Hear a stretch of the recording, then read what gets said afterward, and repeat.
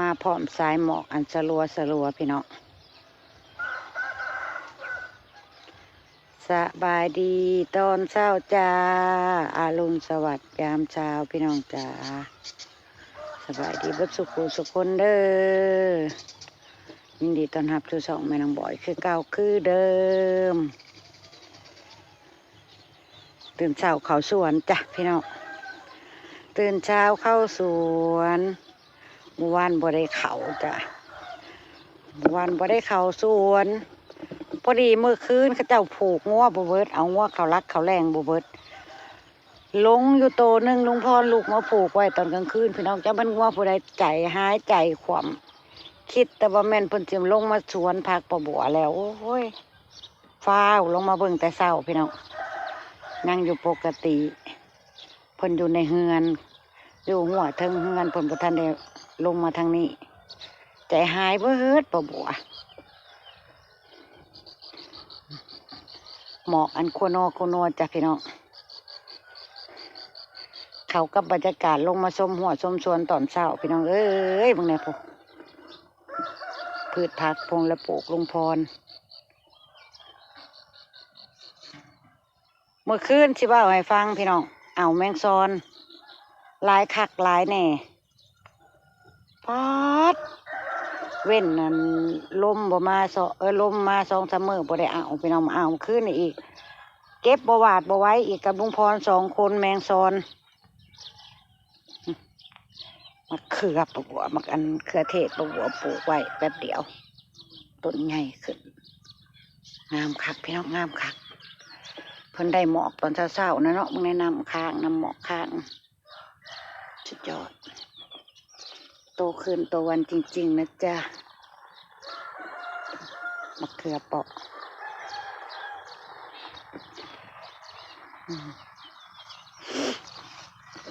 ตื่นเช้ามาก็มาชมสวนก่อนจะเฮ็ดหยังเนาะ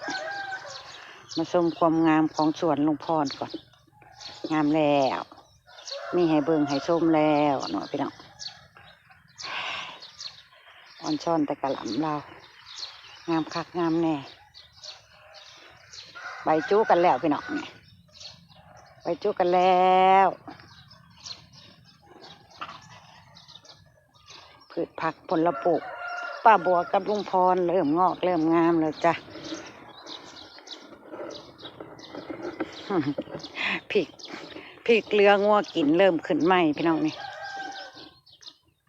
พริกขี้หนูพริกสีฟ้าแดงขอดปลาบัวก็งามไว้ได้พี่น้องผักคอดปลาบัวเบิ่งแน่ความเป็นงามใบจูกันคือกันใบจูกันคือกันเนาะส่วนลุงพรหดทั่วแหละจ้ะแค่ตะลุกลุงพรก็แตกพุ่มเลยได้นี่ถ้าเพิ่นสิบ่เปื่อยน้ำหมอกย่านแต่เพิ่นเปื่อยน้ำหมอกเนาะพี่น้อง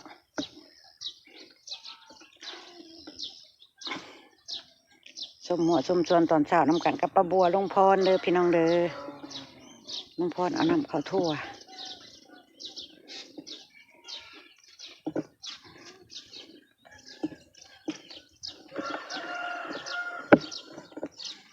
นาเขาแล้วก็แตกกกแตกก่อเพียคือสิออกเลยล่ะนี่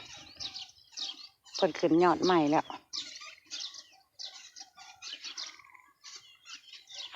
งามเลยพี่น้องเขาลุงพรงามเลยแต่เมื่อกี้เพียเขา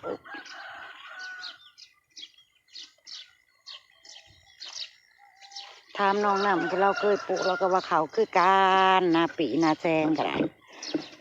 นาแรงก็ได้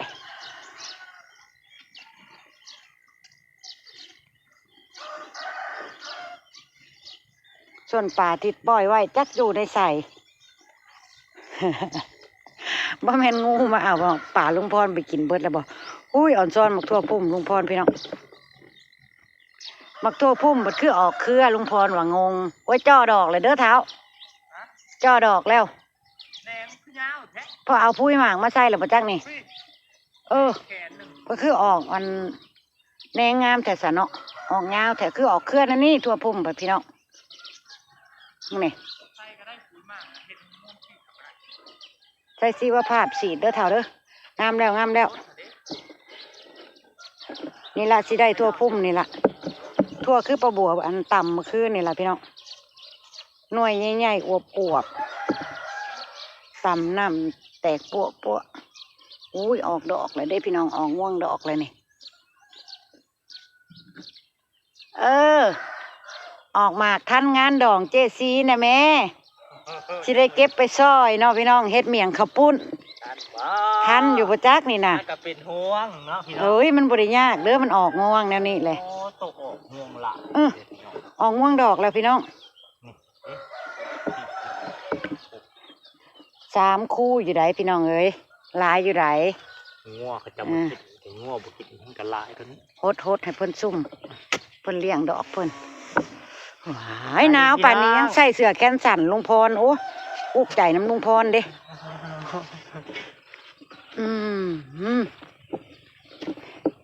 นั่นย่างเบิ่งแต่สวนพักบ่ได้ย่างมาเบิ่งทั่วลุงพรพี่น้อง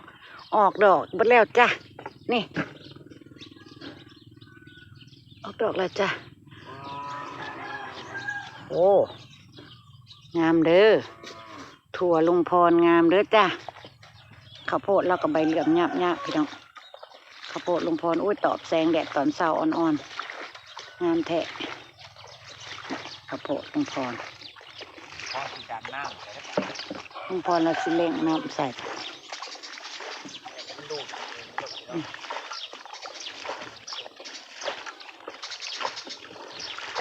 ก็มีให้เบิ่งให้ชมเลยได้พี่น้องเอ๋ยข้าวโพดมะนาวห่วงแล้วขึ้นแล้วข้าวโพดในผ่านสลุยแหละจ้ะเลือดแต่รอดูคนสิเนบฟักจักแล้วบันจักสู้พี่น้องเลยแกมือใหม่เป็นนั่นนี่เจ้าจักเห็ดล่องดีแล้วก็เห็ดเขาว่า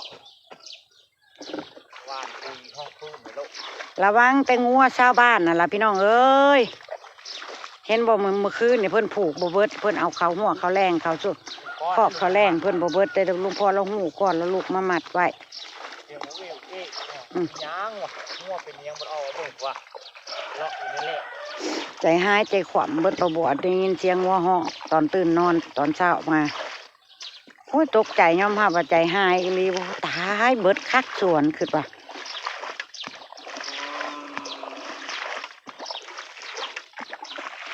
ส่วนถั่วนี่เสียรักแล้วจ้ะพี่น้องถั่วฝักยาวนี่พ่อกันกับแตงเลยจ้ะพอกันกับแตงมื้อนี้เอาข้างมาใส่เด้อเอาไปใส่ให้มันแล้วซะซ้ำนี่กับสิพ่อได้เก็บให้ลูกค้ากินกับก๋วยเตี๋ยวอยู่ดอกนี่เด้กำลังงอง่วงคือกันไหนอันนี้ก็ได้ครับใช่ข้างบ่แล้วจะเพื่อลุงพ่อเราก็หลายแนวเฮ็ดคนผู้เดียว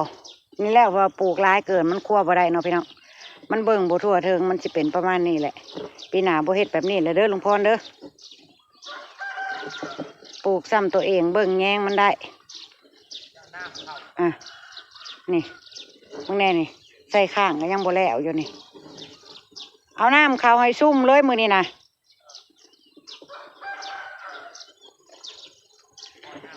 2 วันเลยเด้เนาะบ่ได้เบิ่งเพิ่นนี่ตั้งแต่มื้อเริ่มเตรียมงานพอเตรียมงานบุญพอ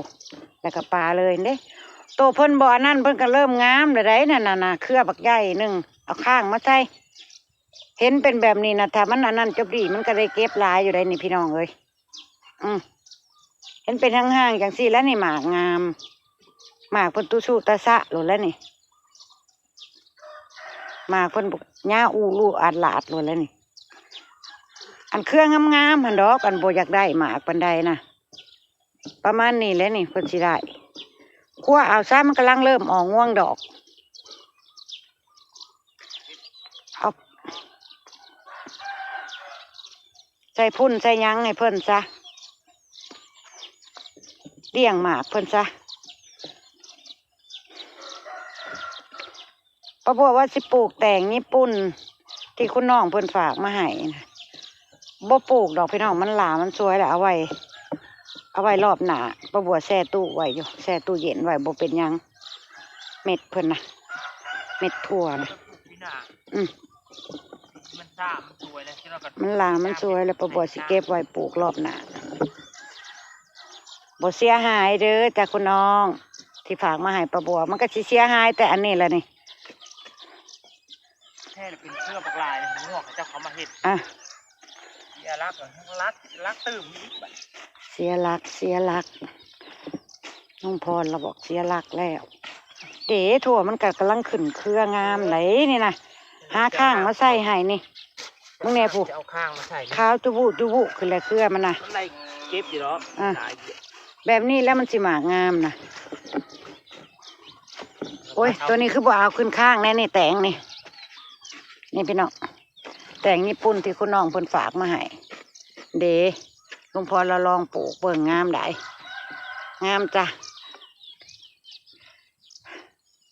สิได้เห็นหมากเพิ่นอยู่ดอกคุณน้องเอ้ย ป้าผมคือไปพึ่งไปพึ่งขึ้น เอาน้ำเข้า อีกแล้วเนี่ยนะ เอาน้ำเข้า เอาน้ำเข้าน้อยก็กินเนาะพี่น้องน้อยก็กินทำส้มน้อย ทำเก็บกินเองในครอบครัวเอาซะ หาเอาข้างก่อนเด้อ ไปเอาข้างมาพังใส่ถั่วนี่ถั่วพลูถั่วพลูกับงัวเพิ่นกัดนั่นแหละงัวค่ะโอ้ยเอาขึ้นข้างก่อนนี่คือบ่อยากขึ้นข้างว่าเป็นอะไรเนาะขึ้นทำไมเห็ดแห้งลายปลาบัวต้องเอาอีหยังมามัดขึ้นแล้วเนาะพี่น้องได้จับหมากเลยแตงญี่ปุ่นอันนี้คือจังงามเนาะพี่น้องแบบนี้จังว่าแต่งงามเนาะนี่ทั่วบออกเลยลุงพรเราลองมาเสียบใส่เบิ่งนี่แบบนี้บ่เอิ้นว่าล่างละจ้างามขึ้นวือจ้ะแตงญี่ปุ่นลุงพรเราปลูกลองเบิ่งปีต่อไปจังสิปลูกอีหลีรอบ้านนี่หูสูตรแล้วลุงพรเราสิบ่เฮ็ดแบบนี้แล้วส่วน แต่งแค่ลุงพรนี่มาพามาเบิ่งแต่งแค่ลุงพรแล้วเด็ดลูกเพิ่นออกแล้วก็ขึ้นไม้ก็ยังงามไว้อยู่ได้ลูกเพิ่นนะพี่น้องก็ย่าซะเนาะบ่ต้องเด็ดหรอกเนาะถ้าเก็บลูกเพิ่นกินโลดบาดนี้นี่แต่ลูกงามๆน้อยกับเพิ่นใหญ่อยู่ลูกเพิ่นนี่บ่มีข้างกะยามันนี่เห็นบ่พี่น้องมีอยู่ทุกต้นมีอยู่ทุกเครืออีกแล้วขึ้นลูกไม้เบิดอีกแล้วจับลูกไม้เบิดอีกแล้วนี่เด็กก็ถือว่างามอยู่นี่เนาะพี่น้องซ้ำนี่เก็บกินกับป่นกับแจ่วเองนี่ล่ะโอ้ยขึ้นออกลูกไม้เบิดงามอีกแล้วนะพี่น้องว่าคือปลาบัวบ่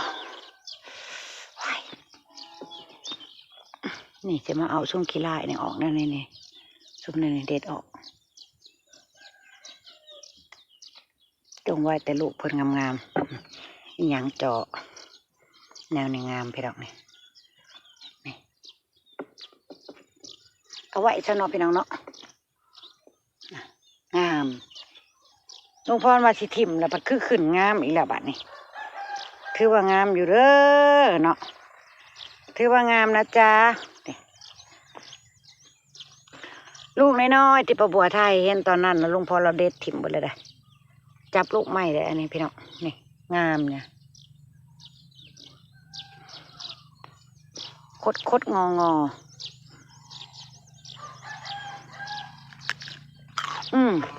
ลองชิมค่ะชวน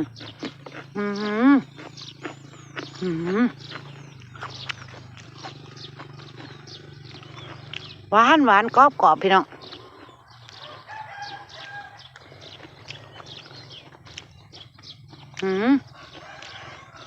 กรอบหวาน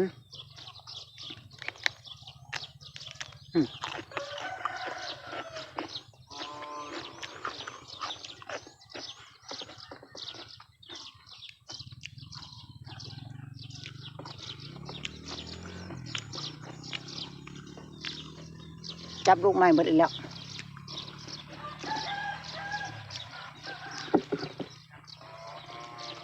ลุงพรเอาน้ำเขามาเนี่ย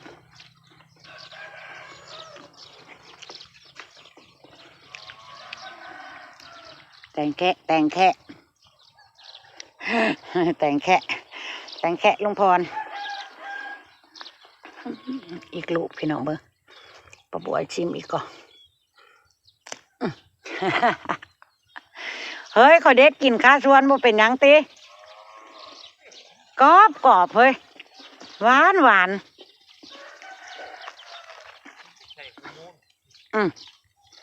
ลุงพลเราไม่ได้ใส่ยาเราใส่แต่ปุ๋ยฮอร์โมนเราอะ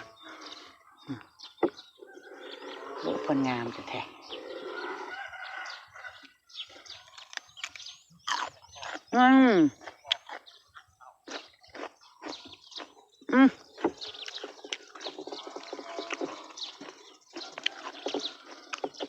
ลายอยู่กับลังพอดีจ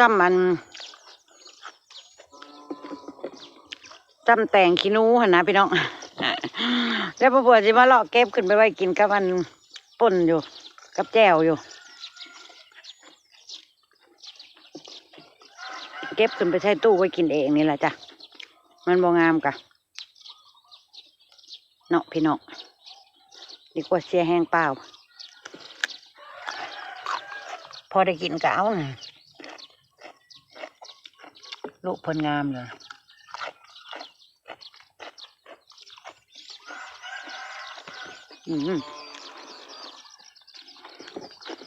แซ่บอยู่นะ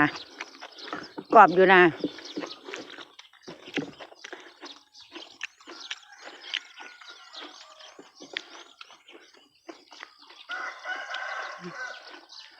หลวงพ่อเราเฮ็ดถางทั่ว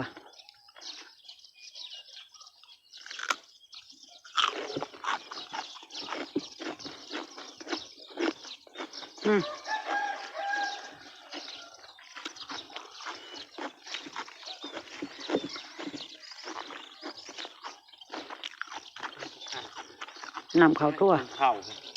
มันถือผูหยอดเฮ็ดข้างให้ทั่ว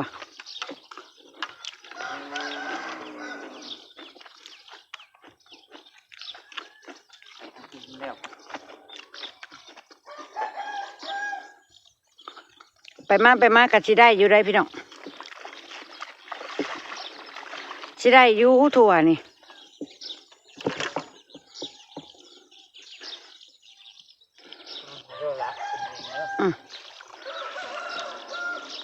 ทั่วลงพรมันสิได้อยู่เบิ่งไปเบิ่งมาแล้วเอาน้ำเขาให้ซุ่มเลยมื้อแรงละฉีดปุ๋ยชีวภาพให้เพิ่นอีก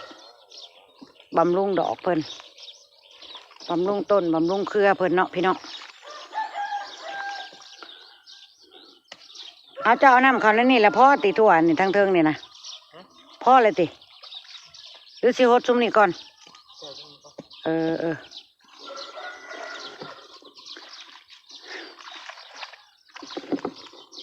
โอ้มืดคือหรือพี่น้อง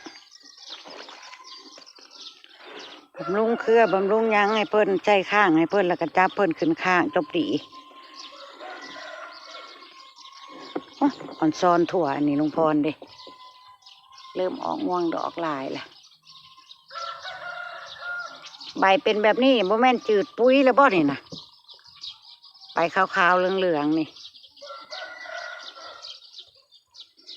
อำลาพระจากแล้วจ้ะพี่น้องเก็บภาพบรรยากาศมาหัวเขาสวนต้นเศร้าๆของสองเถาไว้จำเนี่ยเราจะพาชมพืชพักผลปลูกของลุงพรกะบ่แม่นตังว่าเลยพี่น้องดูจากตัวจริงด้วยสายตาก็เริ่มงามขึ้นแล้วจากที่เราถอดใจเราสิทิมเลยแต่ว่ามันก็ออกห่างๆนะพี่น้องมันก็เลยเบิ่งระบบที่หูที่ตางัวพันธุ์เขามากินตอนกินพร้อมดอกกระหล่ำลุงพรนั่นแหละกระหล่ำดอกลุงพรนะแต่ว่าเพิ่นก็ขึ้นข้างขึ้นอันยังแน่เลยนะถามมาเบิ่งตอนเพิ่นจับหน่วยจับหมากพี่น้องทั่วนี่เพิ่นสิเป็นลักษณะใดสิพอได้อยู่บ่เนาะกระโบหน่อยได้ให้หน้านึงนี่แต่เพิ่นออกห่างมาถาเบิ่งตอนเพิ่นเป็นหมากเป็นหน่วยเพิ่นสิให้ผลผลิตกับลุงพรกับป้าบัวได้ซ้ำใดเนาะ ว่าสิทิมบ่ทิมแล้วจ้ะใช้ลุงพรครัวเอาเบิ่งเอาอำลาพระจากแล้วจ้ะพบกันคลิปหน้าจ้า สบายดีพี่น้อง สำหรับเช้านี้เช้าวันจันทร์เนาะแม่นบอก จัน มีความสุขกับการทำงานทุกคนเด้อพี่น้องจ้าไปแล้วจ้าสบายดี